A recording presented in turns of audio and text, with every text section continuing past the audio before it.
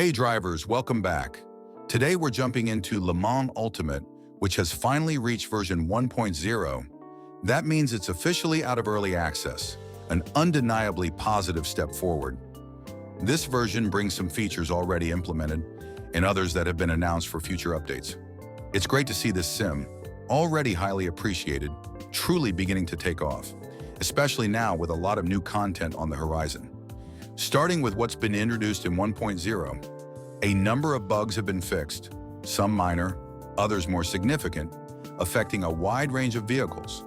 If you take a look at the changelog, especially the final section, you'll notice a long list of very small tweaks, such as texture fixes, misplaced objects, loading issues, and so on.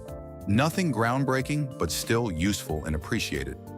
Alongside these fixes, 3 new cars have been added, one of which stands out for its incredible engine sound, the Aston Martin Valkyrie LMH.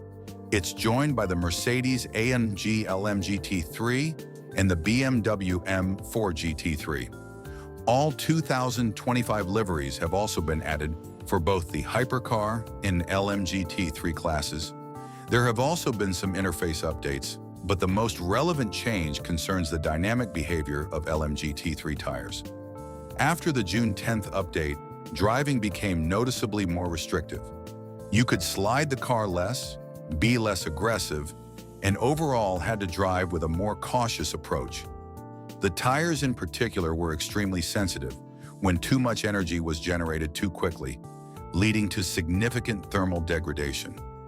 The most obvious issue was the massive difference in tire behavior between the 3 main phases: when cold, when in the optimal temperature window, and when overheating. Sudden snaps were common and sometimes exaggerated. The devs clearly aimed to smooth out this experience, and now driving GT3 cars feels far less frustrating, especially for those who don't have 6 hours a day to dedicate to practice every couple of days. The experience has become much more enjoyable without compromising simulation depth. No corners were cut here. You can really see the continuous effort of Studio 397 and motorsport games to bring things as close to reality as possible. Now let's get to the action. I would have loved to test the Valkyrie today, but whether by chance or choice, we're going with an LM GT3 car, because that's where the major tire changes are focused. We'll hit the track with the LM GT3, specifically the M4 GT3 Evo, and get a few laps in. Now we head out on track. We're running with tire warmers on, so bringing the tires up to temperature will be easier. But if you're using a setup or competing in sessions without tire blankets, be aware that warm-up will be more demanding. In the opening corners, you'll need to guide the car with care. Don't push the entry. You can brake a bit harder now with GT3s, but I wouldn't recommend doing the same with hypercars. You can start loading energy into the tires, but you'll need to do it gently. While cold tires no longer behave the way they used to, they still require a degree of respect. The biggest tweak focuses on the moment when tires begin to warm up. Let's put in a few laps and use the time to share some thoughts based on what we could call a working map, a kind of live telemetry reference during a test run. If you're running tire warmers, the core temperature will already be higher at the start, but so will the initial pressure. As you continue generating heat on track, pressures can easily reach around 180 kilopascals. Without tire warmers, however, the starting pressure is significantly lower, and in LMU, just like in R Factor 2, that can actually work in your favor. Lower pressure means more grip, or at least a more efficient contact patch with the tarmac. Right now I'm driving with basic electronic settings, TC at 777 and ABS set to 9, just like in the default preset. With these settings, the car feels noticeably more stable and forgiving, especially the M4 GT3 Evo and the Mercedes-AMG, which are now both much tamer and easier to control. When you try to load energy into the tires, there's now a slightly wider window before you reach the point of sliding or full 4-wheel drift, when all 4 tires begin to lose traction simultaneously.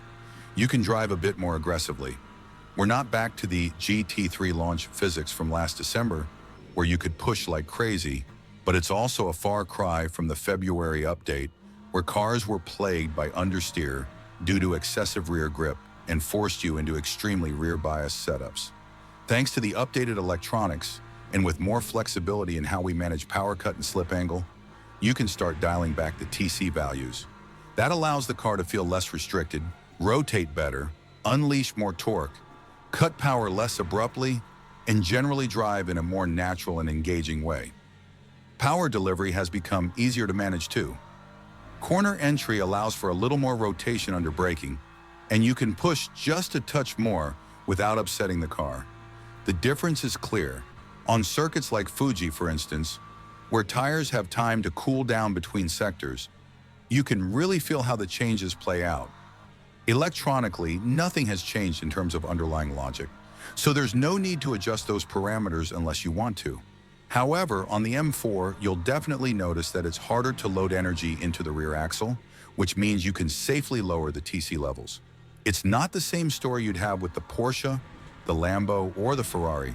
If you're starting from a front end that's particularly stiff and sharp, you might run into a similar issue, but it'll be less pronounced. All in all, it's clear that the car now holds up much better than it did in the update from about a month ago. Now you can really start trusting the car a lot more. Even when it begins to slide out, like it just did, you can bring it back without it snapping into instant oversteer or spinning out of control. It doesn't snap unpredictably anymore, and that's a great sign. It means we can finally start pushing a little more, which used to be nearly impossible. The usable window was way too narrow before, and it limited setup flexibility, often forcing us to go for a slightly understeery car just to stay safe. Now you've got more freedom to work with. The TC overguide is something you should stay away from. There's really no benefit to using it anymore unless you're in very specific conditions. Even with the small extra margin we now have, as soon as you completely disable TC with overguide, the tires start slipping, heat up way too fast, and you lose grip immediately, making the car much slower overall. It's just not worth it anymore. You can afford to be a bit more aggressive under braking now too. You can load more energy into the car, and it actually supports you through that phase. Before, it had become way too delicate, especially considering that a GT3 should be a car that's relatively easy to drive. Of course, if you're chasing thousandths or tenths, that's a different story. But fundamentally, GT3s should be accessible, and up until recently, they weren't. There's a real difference in performance compared to builds before the June 10th update. Cars are generally slower now than they were 2 or 3 updates ago, that's for sure, especially with certain models like this one. The electronics can now be run at much lower values. Before, you had to make a lot of compromises when it came to driving aids. Now, with already stable cars like the M4 or the new AMG, you can really scale back on the electronic assists, especially in fixed setup races. When I talk about electronics, I mainly mean traction control, but ABS as well. Settings like 9 or 6 just don't make much sense anymore. They kill too much reactivity and stability, both in how the car responds to your inputs and how it behaves when you start pushing a little harder. They're no longer worth it. With those settings, recovering from oversteer used to be a nightmare. And even when riding curbs, the car would get twitchy and try to step out on you. Now you've got a lot more control. The M4 in particular might be one of the easiest cars to drive in fixed setups. It'll drive even when you don't want it to, even when you abuse it. It always gives you that small recovery window. More than the Lamborghini, more than the Mustang, though the Mustang isn't bad at all either. We did a few laps today just to walk through all these changes, especially on the GT3s, which were clearly the main focus of this release. There have been lots of small UI tweaks and visual changes across various cars. They've added new liveries, introduced 3 new vehicles, and even made some slight updates to Spa, including a tweak to the second Lake Holmes curb on the left-hand apex. In short, they're putting in real work on this sim, and we appreciate that. Now, the real question is how the GT3 behavior will continue to evolve in the upcoming updates. Hopefully, we'll see some stabilization. That would mean they've found a solid compromise between driving enjoyment and realistic behavior. This latest update makes the GT3s much more manageable and enjoyable to drive without sacrificing any simulation depth. The car still responds the same way, but it's more controllable now. The usable window is wider, giving you more to work with. It's much harder to exploit the car the way you could 2 or 3 updates ago, And that's exactly why this feels like a big step forward. That's all for now. We'll see you in the next Le Mans Ultimate video. It might be a track guide, or maybe something a bit more experimental. You'll find out in the coming weeks. Talk soon, top drivers.